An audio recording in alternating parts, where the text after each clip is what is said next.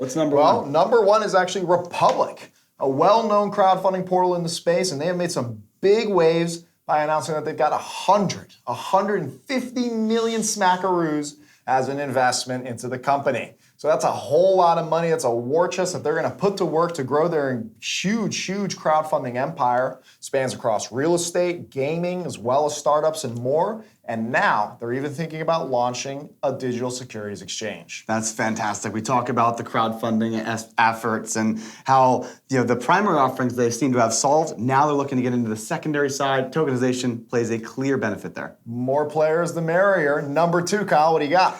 Polymath. Polymath has their official CEO. They had their interim CEO who was running the show now for about 6 months after former CEO and founder Trevor Kverko is no longer with the company after some misconduct allegations. We covered that a couple months ago. But now their new CEO is Vincent Kadar. He's a 30-year expert in the securities and finance field. He ran a company called Telepin Software, was the CEO there and ran that business. And now he joins Polymath to build on their operations. They just launched their Polymesh blockchain, so they're really looking to make some Polymesh is not quite live, but they announced that it's coming soon, which is exciting. And Vincent is going to be launching their for-profit arm, so they're going to be helping to build onto this actual blockchain, which is part of their actual nonprofit foundation. Congrats to Polymath. Anyway, it definitely sounds like a fantastic hire. Looking forward to meeting him one day. Moving on to number three, if you thought 150 million was a lot of money, try the size on for 420 million and 69. That is the final amount that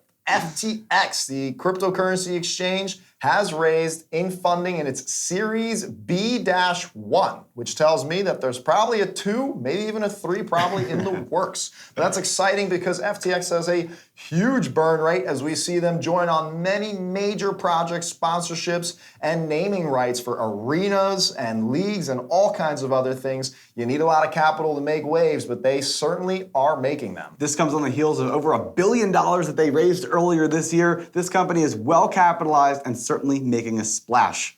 Finally, episode number 4, before we talk about the rest of the news, number 4 is about Coinbase and NBA. So you may have heard about the NBA sponsoring and working with NBA Top Shot and Dapper Labs to launch NFTs. They now have another sponsorship in the crypto space, this time again with Coinbase, who's going to be a sponsor for the NBA, the WNBA, as well as something I found interesting, Herwig.